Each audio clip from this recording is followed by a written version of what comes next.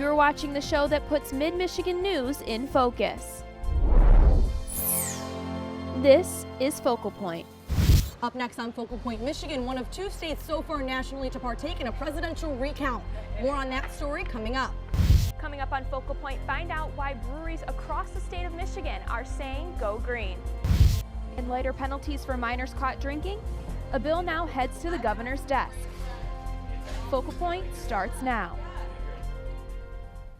Good morning and welcome to Focal Point, our last broadcast of the semester. Thanks for joining us. I'm Michaela Colonna. And I'm Whitney Burney. The election recount is our top story this morning. The recount headed up by Green Party candidate Jill Stein has been on a roller coaster ride all week long. Focal Point's Julie Dunmeyer joins us now on set with the latest on how the effort stopped mid-count. That's right, Whitney. A statewide election recount started on Monday and ended Wednesday due to rulings by a federal judge. But what goes into a recount and why this one happened? We take a look at the process leading up to the failed effort. Magic number. A recount. 7, 8. To make sure it's right. To make sure we have we get the people put in office that we want to have in office. Let's get this recount started. Michigan, the second state to begin a presidential recount after Wisconsin, started going through ballots. One by one. On Monday after an order by a federal judge. Put them in 2 piles. Observers like George Mooring are here for one thing. Well, I think we should do it for our nation, not particularly for any party. This recount is happening because Green Party candidate Jill Stein says she wants to make sure the election is accurate and secure, even though the outcome will not likely result in a Stein presidency. This is bipartisan. And Mooring is looking for inconsistencies, like maybe the oval was not completely filled in. Lansing City Clerk Chris Swope says before the recount can start, workers must make sure that the ballots are properly sealed in a ballot container. And the first step in the process is for recount workers to count the number of ballots in their ballot bags. They're checking to make sure that the number of ballots they currently have match the number of ballots collected on election day. And if that number is different, they have 3 chances to get it right, or else that precinct is determined not recountable. So we are at 100. Once a precinct is determined recountable, there are a couple different processes allowed. From my understanding, the process that is most likely to be used this time is to actually take the ballots and put them in a separate pile for each candidate. 5, we will now crisscross so we can get a fast count up to our number that we're looking for. Workers are paid by the county, and despite the recount being cut short, Jill Stein still has to pay $125 per precinct for the recount. But that's only for the precincts that have successfully completed their recount. I think we should be doing this on a systematic, regular basis because machines are fallible. And so far, We had no challenge since I've been here, so that is good. And the numbers all matched up. Clerk Swope says that most of the time, if a ballot is counted wrong, it's because of a simple human error, like too light of a pencil mark. In Ingham County, Julie Dunmeyer, Focal Point News. And as far as how much the recount will cost taxpayers, that's unsure until all the bills come through. It was originally estimated to cost around $4 million.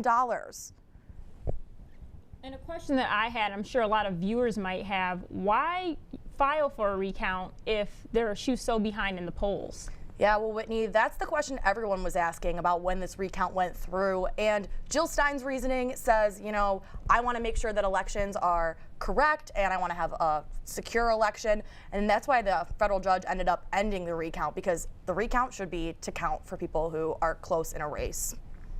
Thank you, Julie, so much for joining us. President-elect Donald Trump is making a stop tonight in Grand Rapids on his victory tour. But in the meantime, he has been busy filling his cabinet positions. And it doesn't come without some highly controversial choices. Trump's most recent selections include Oklahoma Attorney General Scott Pruitt to lead the Environmental Protection Agency and Andy Puzder for Secretary of Labor. Pruitt is a strong advocate for the fossil fuel industry and has been an outspoken opponent of President Obama's climate change policies. Puzder is currently the CEO of the fast food company that owns Carl Jr.'s and Hardee's burger chains. Aside from politics, Trump was also named Time Magazine's Person of the Year for 2016. And Donald Trump continues using Twitter to give updates and political commentary. Last week, his tweet about punishing those who burn the American flag caused many First Amendment advocates to speak out. Focal Point's Macy Krupasevich has reaction from both sides. Donald Trump tweets nearly every day, many of them garnering a lot of attention. I believe we at College Gems do find disturbing is the complete lack of constitutional knowledge that Donald Trump possesses. Last week, he had more than 56,000 replies back involving his thoughts on burning the American flag. His tweet says nobody should be allowed to burn the American flag. If they do, there must be consequences, perhaps loss of citizenship or a year in jail. Many people brought up First Amendment rights that MSU professor Dr. Howard Boston says cannot be taken away. Well, the First Amendment protects free speech, and the Supreme Court has ruled that flag burning is a form of protected speech. But there may be some controversial gray area with the red, white, and blue. Some people argue that burning the flag shouldn't be allowed, while others find it more of a personal choice.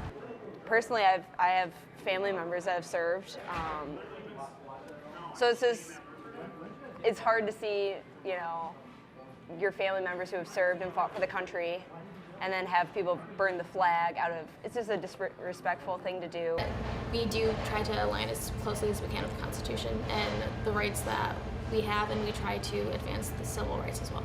Professor Boston says that the president of the nation can have huge effects on how people interact and view their rights. But presidents can affect the atmosphere of the country, and he can create a climate. He is creating a climate. And as President-elect Trump prepares to take the oath of office, he will swear to protect and uphold the Constitution, and that includes the First Amendment right to burn the American flag. In East Lansing, Macy Krubasevich, Focal Point News. The flag controversy has died down a bit for now, but it may heat back up when he takes office and nominates his first Supreme Court justice. This week marks the 75th anniversary of the Pearl Harbor attack. The George Bush Presidential Library held a commemoration of the 75th anniversary on the campus of Texas A&M University. Pilots performed a flyover using 5 World War II airplanes to honor the veterans who sacrificed their lives and the 2,300 people who died on the U.S. Naval Base. I would like for them to know that military service is an honor. To go in and fight for your country. And legendary World War II veteran John Glenn died yesterday afternoon. Glenn was known for being the first American astronaut to orbit the Earth. Surrounded by loved ones, John Glenn died at the James Cancer Hospital at The Ohio State University. He was hospitalized for more than a week and had a heart valve replacement in 2014. The former U.S. Senator from Ohio will forever be an American icon. A public memorial service will be held at Ohio State University Mershon Auditorium. Glenn was 95 years old. And just in time for the holidays, members of a local church are getting into the giving spirit in a big way. A new house for some new refugees. Right next to the St. Casimir Church, on the corner of Delavan and Sparrow, sits a cute little starter home. But it's been sitting empty, and over the last, 6 months to a year, we've been thinking about what to do with it. The church owns the house, and Reverend Bill Luger says he and his parishioners decided to fix it up for a refugee family from the Congo. I have sheets, towels, and 1 throw blanket. Oh, okay. I got a lot of stuff. We've been working on this about a month and a half. Luger says members of the church have been overwhelmingly supportive, volunteering and donating.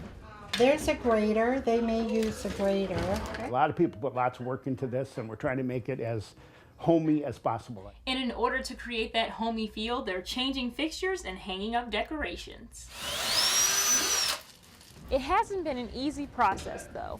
After much hard work, they had to start over. Unfortunately, we had some kids a couple weeks ago break into the house and squirt the whole house with fire extinguisher retardant. Some minor repairs, and then everybody scrubbed down the house and everything. So we're just now in the process of putting the dishes back in the cupboards and making the beds and new sheets and pillowcases and all of those kinds of things, yes. Members of the church say they're super excited to meet the family and hope they will feel welcome in their new home. There's one up, I just want to bring some more. 2 families are in the process of being vetted by the Department of Social Services right now. The parish expects to have one of the families in the home by the end of this year. Tired of cracked sidewalks or a lack of bike lanes in Lansing? Well, the city wants to hear about it. Focal Point's Blake Froling shows us improvements are on the way. The city of Lansing is overhauling its walking and biking infrastructure. There are some gaps, and there are also some problem areas where sidewalks do exist. Lansing unveiled a walk-bike plan in 2011 and is updating it this year. Well, our main priorities are to make sure that people have alternatives if they're not driving, so safe sidewalks and trails and bike facilities. The public has a chance to tell planners what they want done first. Biking advocates in the city of Lansing want to see a connected system of sidewalks and bike paths go throughout the city so they could travel quickly and safely without having to go on the major roads. And this is for more than just recreation. We use bicycles to get things done, errands, going to the bank, going to the post office, going shopping at Kroger's, and other venues also at Frandor. In the next 5 years, the city plans to put in 15.5 miles of new sidewalks, trails, and bike lanes, all while trying to keep costs down. What we try and do whenever possible is combine a non-motorized project with another project that's already going on. And that way we're able to use efficiencies. Bikers and walkers alike all have ideas for what they want done first. Still need a lot of work, to reduce, broken concrete and trip hazards. And I'll do like what I can to kind of bend their ear and ask them politely, hey, can you put a little concrete in there for pedestrians and cyclists? In Lansing, I'm Blake Froling, Focal Point News. The city of Lansing will be holding more public meetings in the spring and hope to finalize the plan sometime in June 2017. After the break, lighter penalties for underage drinkers caught on their first offense is now on the governor's desk for his signature. And a new beer with campus-grown grains makes its Michigan debut.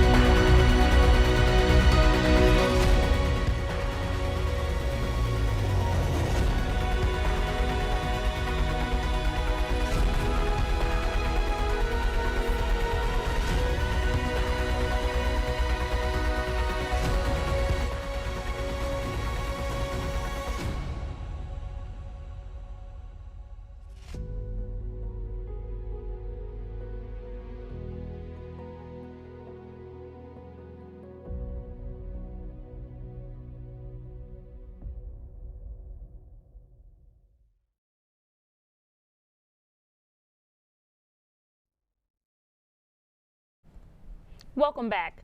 Drug addiction can be extremely difficult to overcome, and many addicts never hit sobriety. But after dealing with his own addiction, one Lansing man is helping others overcome their own struggles. I started doing drugs at 15, so the time I was 35, I had my 4th drunk driving charge. And Jeff Turner says he didn't always make the best choices. my lawyers told me I needed to get in a program. And it was a rough road to sobriety. I still was struggling, admitting that I had an issue with it, and then I finally I remember sitting at a table one day in my house, and I just knew I couldn't stop anymore. An addiction that could have cost him his life. I would go home and drink till I passed out, and usually smoke some pot. You know, sometimes on the weekends is when I would do cocaine, and that was my lifestyle, you know, and I was lost. But now he has been clean of drugs and alcohol for more than 25 years. You know, my life has changed dramatically. My old friends don't believe how I am. Now, Reverend Turner, Jeff has repurposed his life to teaching others how to stay on a straight path. He's now the director of the Lansing Teen Challenge, a program he was once enrolled in. This was my wife and I when we got married 25 years ago. Turner even met his wife there.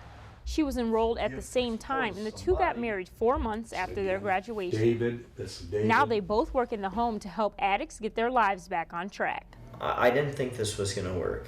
I'd been in other programs, and I thought there was always going to be this want to use drugs and alcohol, to have that altered sense of mind. Jared Undarko just graduated from the program last June, and he says Pastor Jeff was a pivotal part in his recovery process. At first I didn't want it, but Teen Challenge wanted it for me, and so that's what kept me going. I tell people that, you know, I worked in foundations and, you know, poured a lot of concrete, and I'm still doing that, but for people's lives today, so. Turner estimates that they have graduated nearly 1,000 students since the beginning, and they will be hosting a ceremony tonight to add another to that list.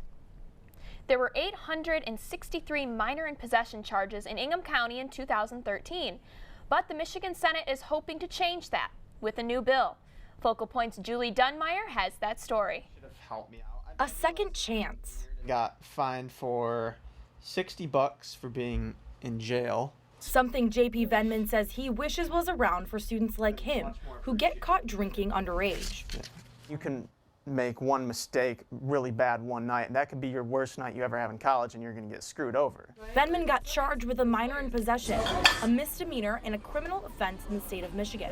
But for college kids, he says, no matter how bad the consequences are going to be, people are going to do it no matter what. And that's why Senator Rick Jones is pushing for a new bill. I don't support anybody drinking in excess, but I also don't want students punished for having one beer. Senate Bill 332 aims to change that from a maximum penalty of $100 and 90 days in jail to a much lesser offense. And it could happen pretty soon. I'm so happy that now it's on the governor's desk waiting for a signature. And that means first-time offenders will be charged with a civil infraction similar to a speeding ticket with no criminal record. Joan and Venman agree. The rule doesn't stop college kids from drinking. And Jones says the current law... And so it really had no effect at all.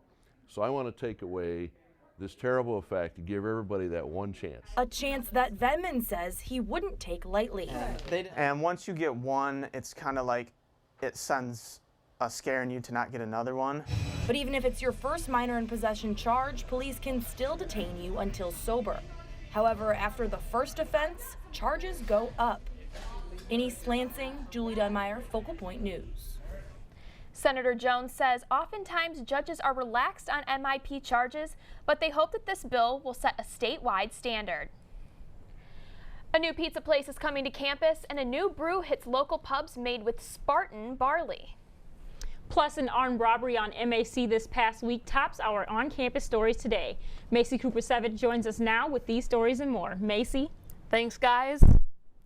And this week, the Spartan Statue is vandalized with anti-Muslim posters reading things like, "Islamophobia is just common sense," and "Muslims, please stop killing people." Students took to Conrad where a protest ensued. Many suspected that the posters were advertising a visit from controversial journalist Milo Yiannopoulos, who was on a college campus tour, but Yiannopoulos denounced the posters in a Facebook post, saying he was absolutely disgusted with the hateful posters. A few students were arrested. A text message alert on Tuesday had a troublesome message for students on and off campus. Residents in a home on the 400 block of MAC were victims of an armed robbery. It happened around 10:30 p.m. on the corner of Elizabeth and MAC. Suspects are described as white males between the ages of 18 and 24 and were last seen on foot heading towards Abbott. Police say to use caution and to report anything suspicious you might have seen. A group of internet hackers recently made it through MSU's security system and were able to access a database with students' personal information. The database held about 400,000 records from students and faculty. University officials said that there are attempts like this a few times a month, most of them being unsuccessful and usually done for possible financial gains. The investigation is still ongoing, but police have determined that only 449 records of students and faculty were actually exposed. All potential victims were notified with a text alert, email, or a letter home offering services just in case. We decided to offer free credit monitoring and ID theft protection, not just to the 449, but to the entire 400,000. Though we're pretty sure only those 449, those were the only records exposed, out of an abundance of caution, we wanted to offer that protection to all 400,000. Michigan State could be facing a lawsuit after 13 women and girls claim they did not properly investigate sexual abuse complaints against former faculty member Dr. Larry Nassar. A notice was filed in the Court of Claims on November 29th alleging Nassar of digital penetration without proper notice under the guise of providing care. Nassar was investigated in 2014 after the university received a complaint from a recent graduate alleging abuse during a medical procedure, but it revealed no violation of school policy. He was officially fired on September 20 of this year. An MSU professor is digging into the agricultural archives and planting a new seed for beer lovers across the state. Focal Point's Michaela Colonna shows us how history can repeat itself.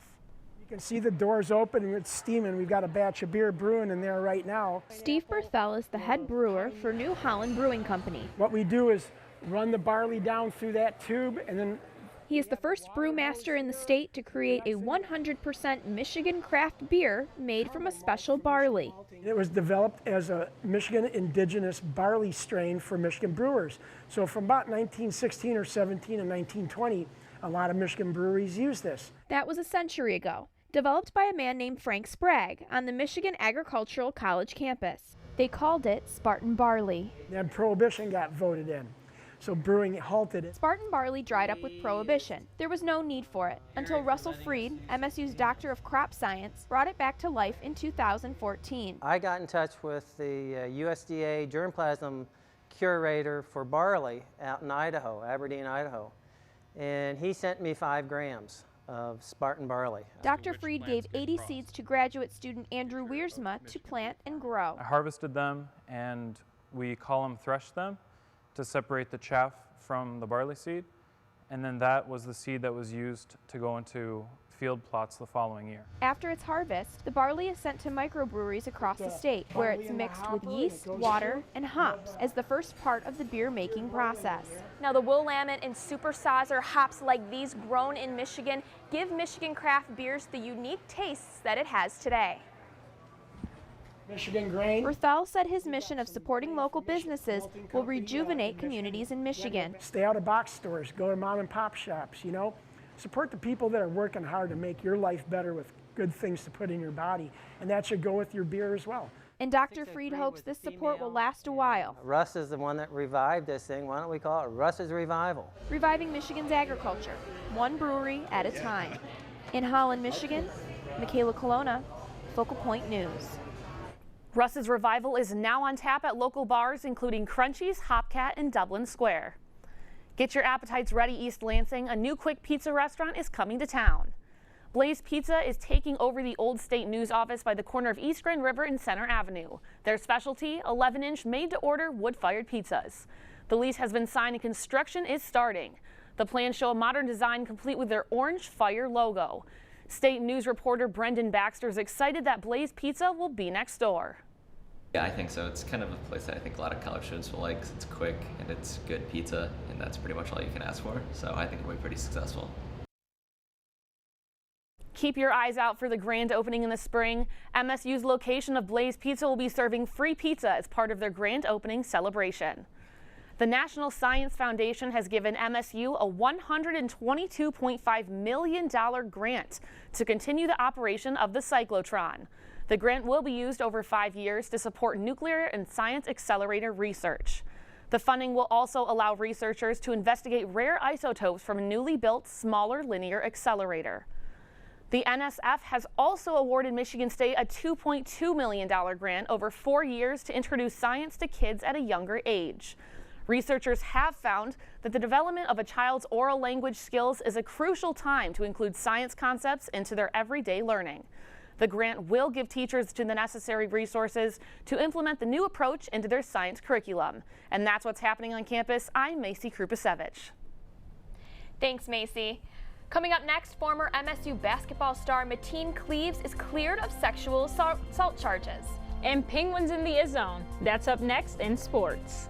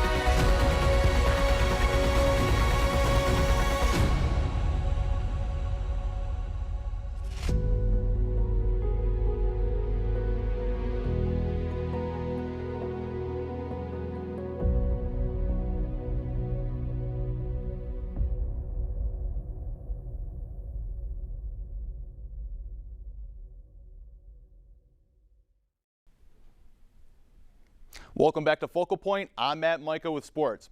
A judge on Monday dismissed all charges against former Michigan State basketball star Mateen Cleaves, who was accused of sexually assaulting a woman after a charity golf event last year.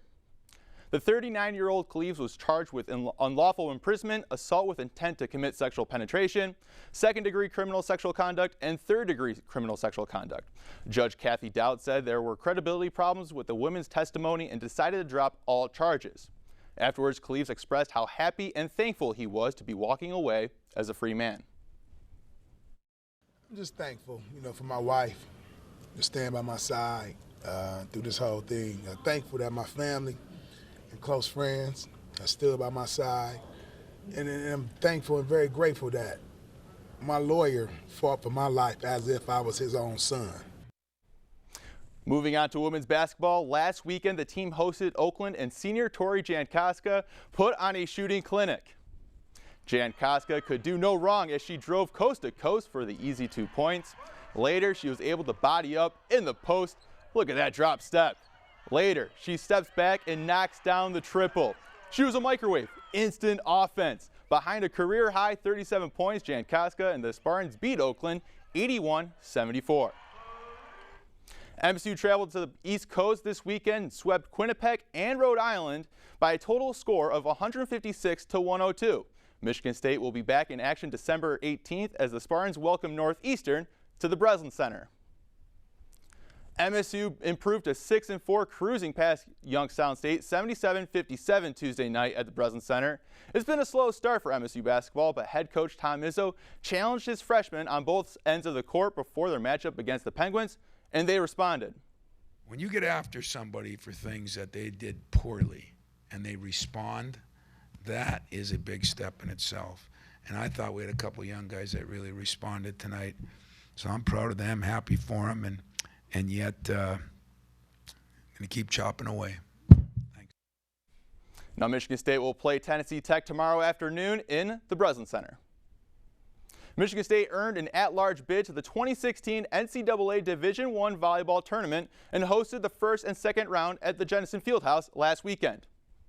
The 15th ranked Spartans opened tournament play with a 3-0 sweep of Fairfield. The opening round victory marked the 6th consecutive season MSU has accomplished that feat. 5 Spartans posted between 4 and 8 kills. MSU also notched 10 blocks. The 8th time in their last 10 matches, MSU has finished with double-digit stuffs. The next night, MSU fell to Arizona in the second round in 5 sets. The match featured 20 tie scores and 12 lead changes. MSU concludes its 2016 season with a 25-9 overall record and a 15-3 mark in its home venue. It was the 3rd straight season the MSU campaign came to an end with a loss to a Pac-12 team in the second round of the tournament. Obviously, we had big goals this season, and we made history here as a program. Not only did we have the best record we've had in the Big Ten, but I think people could tell that we were out to do big things this year. Michigan State hockey power passed the under-18 U.S. National Development Program team 5-1 in an exhibition game on Sunday at Munn Ice Arena. 5 different Spartans scored as MSU controlled the game, outshooting USA 39-16. The scoring started as MSU won the battle in the front of the net, and the effort did not end there. Later, Damian Check takes the puck and flicks it into the back of the net, and then the one-timer, big, powerful shot from the point. Mason Appleton. Head coach Tom Anastas pleased with the growth from his club. I liked our approach. That I thought we started a little bit slow in the first period, just a little bit, and I thought we picked it up in the second period. But our goal going into this game was to get better. Michigan State will play host this weekend as the Spartans open Big Ten play against the 11th ranked Minnesota Golden Gophers. Game 1 puck drop is scheduled for 6:30 tonight. Although the MSU football team will not be traveling to a bowl game this year, it's the grounds team that will be taking home first place. The Sports Turf Managers Association has named Spartan Stadium 2016's top collegiate football field. Spartan Stadium is the first collegiate field to win this honor twice, with its first win in 2005. The Field of the Year award is given to members who manage professional, collegiate, K-12, and recreational fields. MSU's athletic groundskeeper Andy Flynn and sports turf manager Amy Foudy will accept the award at the STMA Conference exhibition in January. The current turf is made from 100% Kentucky bluegrass. Michigan State defensive lineman Malik McDowell will forego his senior season and enter the 2017 NFL Draft. The Detroit native has a combination of power and speed, and many pre-draft boards consider him as a first-rounder. He was named first-team All-Big Ten by the Associated Press and earned second-team honors from the league's coaches and media. And finally, D. Martin Stadium at MSU will shine a little brighter thanks to a $1 million donation by MSU alumnus Craig Bush. The donation was made in support of Empower Extraordinary, a campaign that aims to raise $262 million for championship-level facilities and supporting MSU student athletes. This is the 25th gift of at least $1 million to MSU athletics since the start of the campaign in the July of 2011. That's it for sports. I'm Matt Micah. Let's send it back to Michaela. Thanks, Matt. And speaking of the lights, there doesn't have to be snow on the ground to turn East Lansing into a winter wonderland. The annual Winter Glow Festival in downtown East Lansing included ice carving, a petting zoo, marshmallow roasting, a holiday farmers market, and a heated music tent. Plus, kids had fun posing with Santa and Mrs. Claus for some great family holiday memories. Participants say the event helps bring the community together. The event was sponsored by the East Lansing Downtown Management Board, MSU Federal Credit Union, and East Lansing Arts Commission. And finally tonight, the world-renowned quintet, the Canadian Brass, came to campus last week. In addition to a concert at the Wharton Center, the group taught a master class and treated the crowd to a little performance. We leave you now with the sounds from the Canadian Brass. Thank you so much for tuning in this semester. Happy holidays, and we'll see you after the new year.